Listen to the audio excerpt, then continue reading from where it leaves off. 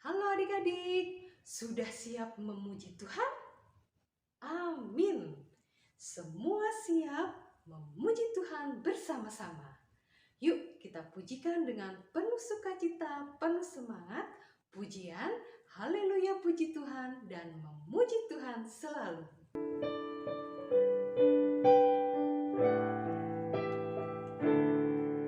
Haleluya, haleluya, haleluya, haleluya, puji Tuhan.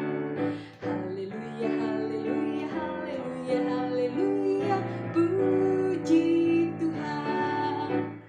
Puji Tuhan, haleluya, puji Tuhan, haleluya, puji Tuhan, haleluya, puji Tuhan.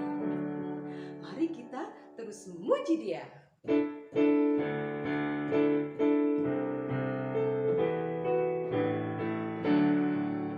Memuji Tuhan selalu, mari kita puji Dia. Memuji Tuhan selalu, mari kita puji Dia. Puji, puji, mari kita puji Dia. Puji, puji, mari kita puji Dia. Puji, puji, mari kita puji Dia. Puji, puji, mari kita puji Dia. Yuk, sekarang kita naikkan pujian kita lewat doa. Mari kita berdoa. Tutup matanya, lipat tangannya, kita berdoa. Tuhan Yesus, kami mengucap syukur untuk berkat dan penyertaan Tuhan kepada kami semua. Kami bersyukur karena hari ini kami boleh kembali memuji dan memuliakan nama Tuhan. Tuhan sertai, pimpin kami dan mampukan kami agar kami boleh memuji dan memuliakan nama Tuhan dengan sungguh-sungguh. Terima kasih Tuhan Yesus. Doa ini hanya kami panjatkan di dalam nama Tuhan kami Yesus Kristus. Amin. Kita mau terus memuji Tuhan. Siapa yang masih semangat memuji Tuhan? Wah, semua semangat memuji Tuhan. Yuk, kita mau pujikan pujian. Siapa mau puji Tuhan?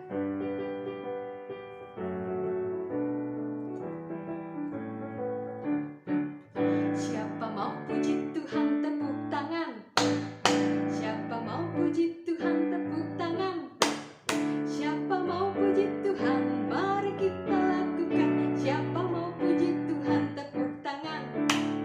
Siapa mau puji Tuhan, ayo berputar, putar. Siapa mau puji Tuhan, ayo berputar, putar. Siapa mau puji Tuhan, mari kita lakukan. Siapa mau puji Tuhan, ayo berputar, putar. Siapa mau puji Tuhan, teriak hore, hore. Siapa mau puji Tuhan, teriak hore, hore.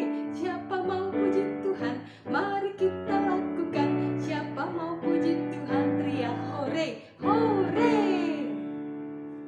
Kenapa kita memuji Tuhan? Ya, karena Tuhan sangat baik.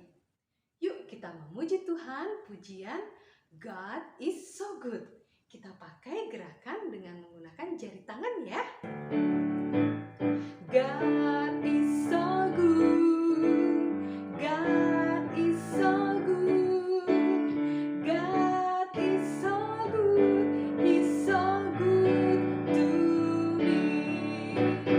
God is so good. God is so good. God is so good. He's so good to me. Karena kebaikannya, Tuhan bahkan mau menjadi teman kita. Ketika kita sedih, ketika kita galau, ketika kita bingung, kita bisa datang dan bercerita kepada Tuhan Yesus. Karena Tuhan Yesus adalah kawan yang sejati. Yuk kita pujikan Yesus kawan yang sejati.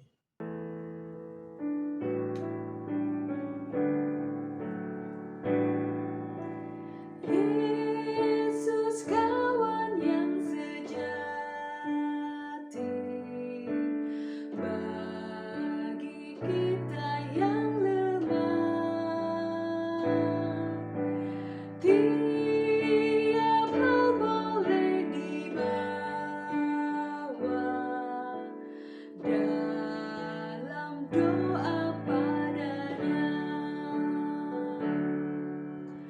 Oh, betapa kita susah dan percuma berlelah. Bila kurang pasrah diri dalam doa padanya.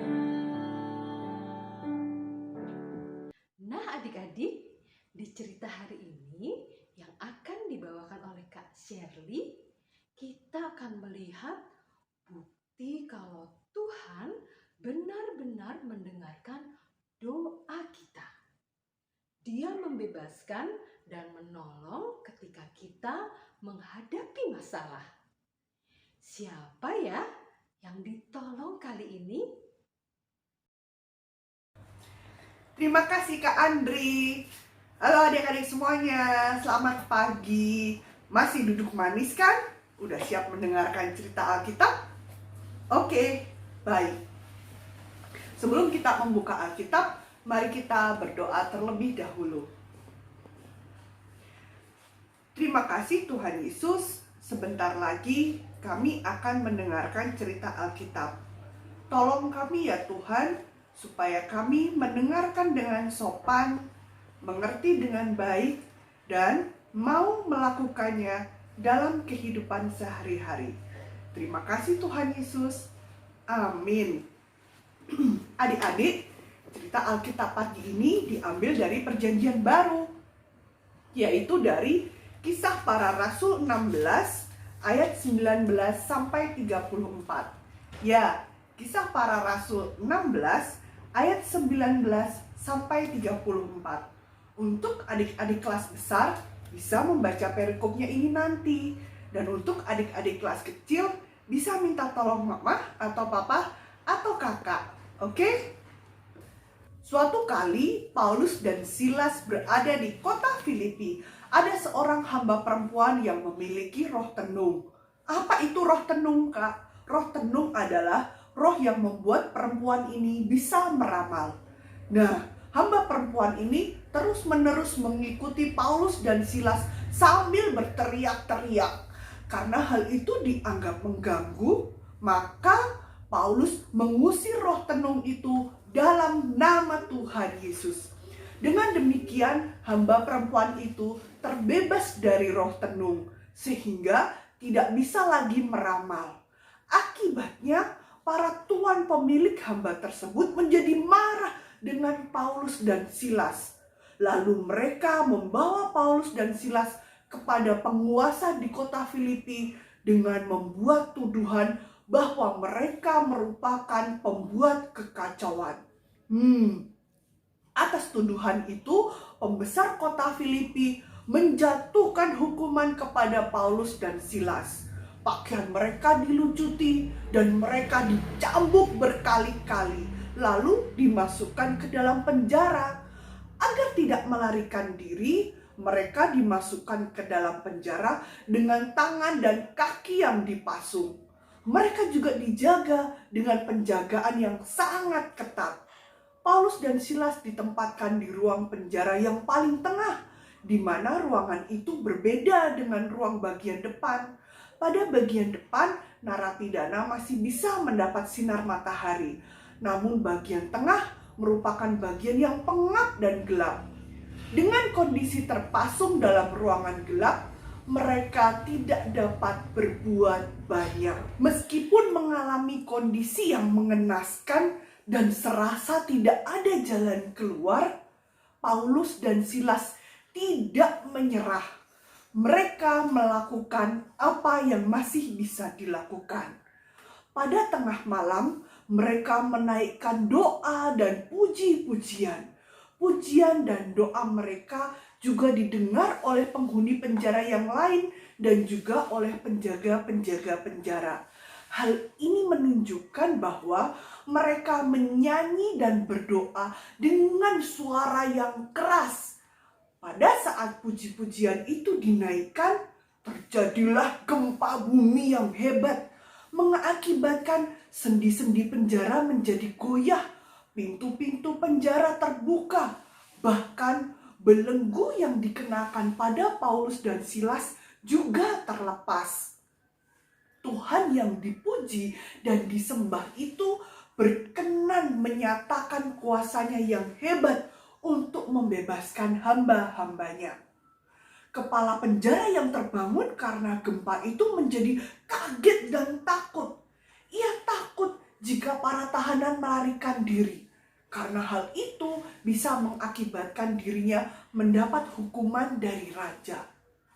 Paulus yang mengetahui hal itu segera berkata, katanya, "Jangan takut, sebab kami semua masih di sini." Paulus dan Silas menggunakan kesempatan itu untuk memperkenalkan Yesus dan mengajak kepala penjara serta keluarganya untuk percaya kepada Yesus. Kepala penjara dan seluruh keluarganya pun menjadi percaya dan bersedia dibaptis. Kepala penjara menjadi percaya kepada Kristus. Doa dan pujian yang dinaikkan oleh Paulus dan Silas merupakan bukti bahwa mereka percaya kepada Tuhan yang akan selalu menolong. Dan benar adik-adik, Tuhan menolong Paulus dan Silas. Saat kita merasa sedih dan takut, yuk kita tetap berdoa kepada Tuhan, karena Tuhan selalu ada dan akan menolong kita semua. Adik-adik, tidak ada seorang pun yang suka berada dalam belenggu masalah ataupun kesulitan. Kita cenderung ingin segera menyelesaikan masalah, segera menyelesaikan kesulitan, dan menjadi orang yang bebas. Banyak orang menjadi panik dan takut dan frustasi ketika masalah-masalah tersebut ternyata tidak kunjung selesai. Namun, melalui kesaksian Paulus dan Silas yang kita dengar tadi, kita mengerti bahwa tindakan terbaik saat kita berada dalam kesulitan adalah berdoa dan memuji Tuhan dengan sungguh-sungguh. Doa dan pujian tidak selalu membuat masalah cepat selesai, namun yakinlah bahwa kuasa Tuhan akan dinyatakan melalui doa dan pujian tersebut, sehingga kita beroleh kekuatan untuk menghadapinya, sampai akhirnya beroleh pembebasan dan kelegaan dari segala belenggu masalah itu. Oke, mari kita akan menutup cerita Alkitab ini dengan berdoa. Lipat tangan, pejam mata, mari kita berdoa. Tuhan Yesus yang baik, terima kasih Engkau selalu menolong kami. Ajar kami untuk tetap berdoa dan memuji nama-Mu sekalipun kami berada dalam masalah ataupun kesulitan. Dan kami juga memohon supaya Engkau menjaga kami selalu sehat. Terima kasih Tuhan Yesus. Amin. Iya, Tuhan dekat dengan kita. Yang perlu kita lakukan hanyalah datang dan berseru padanya melalui doa. Yuk kita sama-sama pujikan pujian Dia Hanya Sejauh Doa.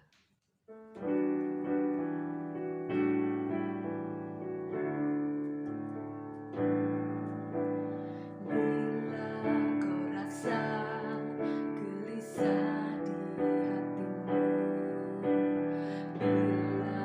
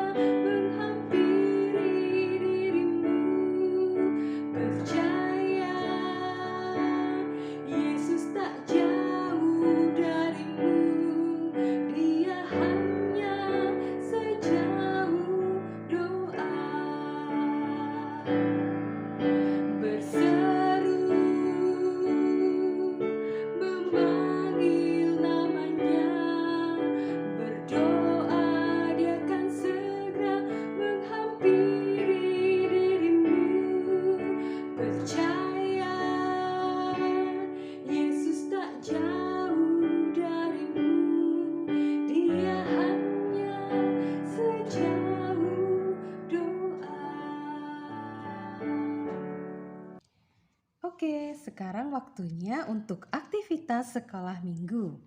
Kita mulai dari adik-adik kelas kecil ya. Adik-adik kelas kecil hari ini akan membuat apa ya? Oh, kita akan membuat handphone.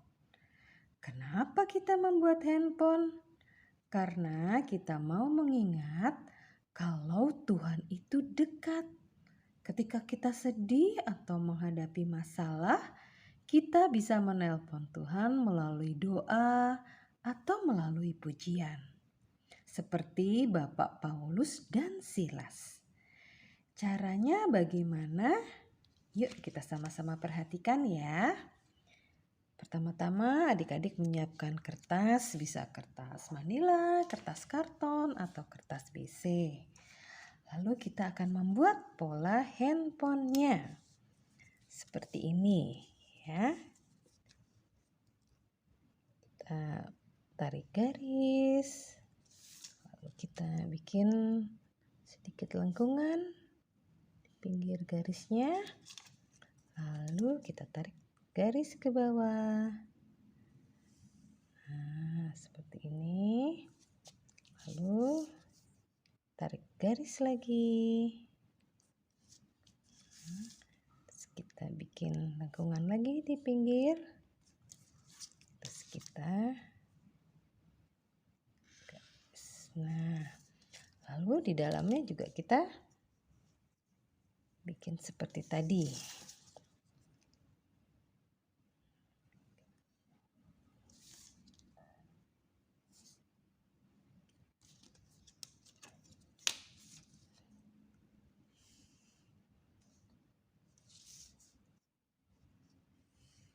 Seperti ini. Lalu kita buat garis lagi. Lalu kita bisa beri tombol seperti handphone yang papa mama punya.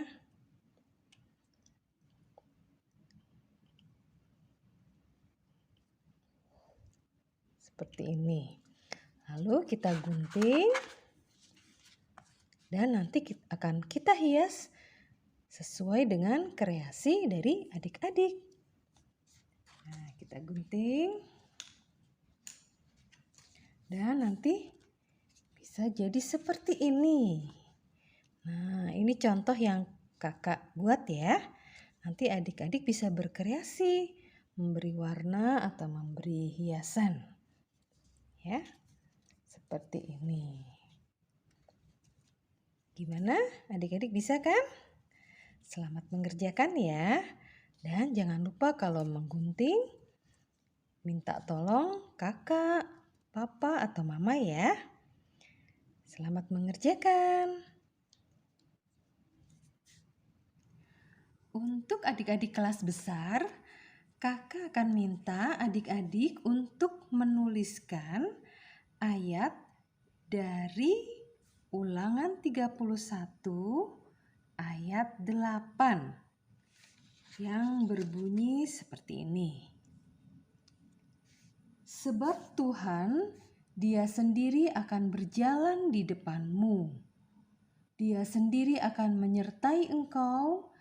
Dia tidak akan membiarkan engkau dan tidak akan meninggalkan engkau. Janganlah takut dan janganlah patah hati. Nah, setelah adik-adik menuliskan ayat ini, lalu adik-adik membagikan kepada teman atau keluarga adik-adik ya. Nah, adik-adik boleh menulis dan membuatnya dengan kertas, dihias, diberi gambar sesuai dengan kreasi adik-adik sendiri. Lalu nanti bisa difoto atau boleh juga dengan aplikasi yang adik-adik miliki. Nah, ini contoh kepunyaan Kak Andri. Nah, seperti ini. Jadi nanti setelah adik-adik berkreasi, menuliskan ayat dari Ulangan 31 ayat 8, lalu adik-adik bisa membagikan kepada teman atau keluarga adik-adik. Bisa ya adik-adik? Selamat mengerjakan dengan penuh sukacita. Nah adik-adik, sekolah minggu hari ini sudah selesai. Oh ya, persembahannya bisa dititip ke mama atau papa ya. Sampai jumpa minggu depan. Tetap sehat selalu. Tuhan Yesus memberkati adik-adik semua. Bye-bye.